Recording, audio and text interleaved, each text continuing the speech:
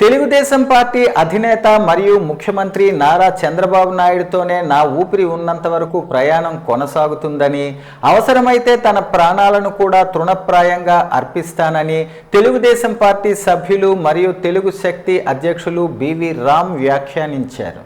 శుక్రవారం ఉదయం అరసవల్లిలో సూర్యనారాయణ స్వామిని దర్శించుకున్నారు. ఆయనకు ఆలయ వర్గాలు సాదరంగా స్వాగతం పలికి ప్రత్యేక పూజలు చేసి తీర్థ ప్రసాదాలు అందజేశారు.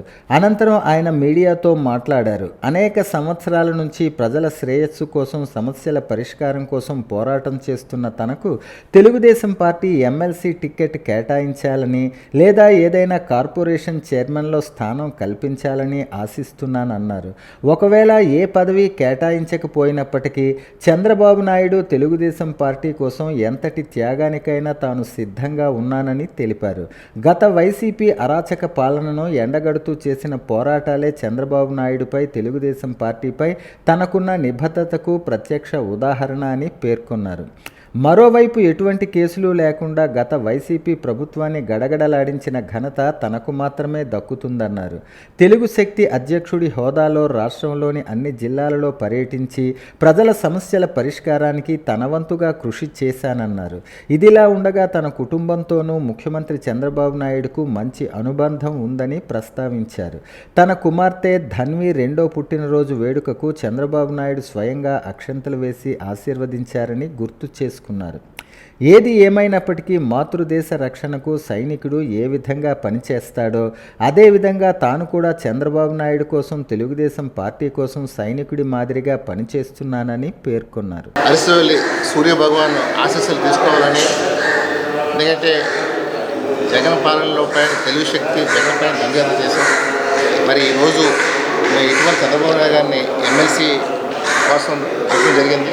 కార్పొరేషన్ చైర్మన్ ఇమ్మని, ఎందుకంటే మనకి ఉదయించే సూర్యభగవాన్ అరసవల్లి సూర్యభగవాన్ ప్రత్యక్ష దైవం కాబట్టి ఈవేళ స్వామివారి ఆశీస్సులు తీసుకోవాలని, తద్వారా నేను ఏ పదవి ఆశించుకోకుండానే చంద్రబాబు కోసం ఎంత తెగించి పనిచేశాం.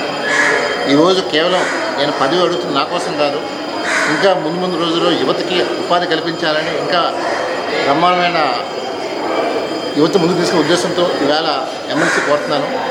డెఫినెట్గా చంద్రబాబు గారు స్పందించారు, డెఫినెట్గా చూస్తా అని చెప్పి మాట ఇచ్చారు. మరి నాడు మీరు చూసినట్లయితే ఉత్తరాంధ్రలో కానీ, ఇక్కడ రాయలసీమలో కానీ, ఉభయ గోదావరి జిల్లాలో కానీ జగన్ పాలన అందరూ భయపడ్డారు. కానీ నేను ఎప్పుడు ఎక్కడా భయపడకుండా జగన్ పైన విరోచన పోరాటం, రాష్ట్రంలో ఎక్కడ కూడా నా మీద ఒక కేసు కూడా లేదు. మరి ఈరోజు కేవలం నేను చంద్రబాబు నాయుడు విజయుడిగానే ఉన్నాను తప్ప ఎప్పుడూ పార్టీలు మాత్రం కానీ చేయలేదు. మొదటి 2014లో టీడీపీలో చేరాను. నాటి నుంచి నేటి వరకు నా చివరి రక్తం పొట్టు వరకు నేను టీడీపీలో ఉంటాను తప్ప ఎప్పుడు నేను పార్టీ మనం చేస్తాను. ఇవాళ చాలామంది పార్టీలు చేరితే నాయకుని చెప్పుకుంటారు, కానీ నేను పార్టీలో చేరినా సరే ఎప్పుడూ ఒక కుటుంబ సభ్యుడిగా ఉన్నాను తప్ప నాయకుని చెప్పుకోలేదు. తెలుగు శక్తి నా సొంత సంస్థలో ఇవాళ నేను జగన్ పోవడం చేశాను. ఒకటే కోరుతున్నాను, ఈ రాష్ట్రాన్ని కాపాడటం కోసం, నాడు జగన్ నుంచి విముక్తి కల్పించడం కోసం చేసిన పోరాటం చంద్రబాబు వచ్చారు. డెఫినెట్ రాష్ట్రం సుభిక్షంగా ఉంది.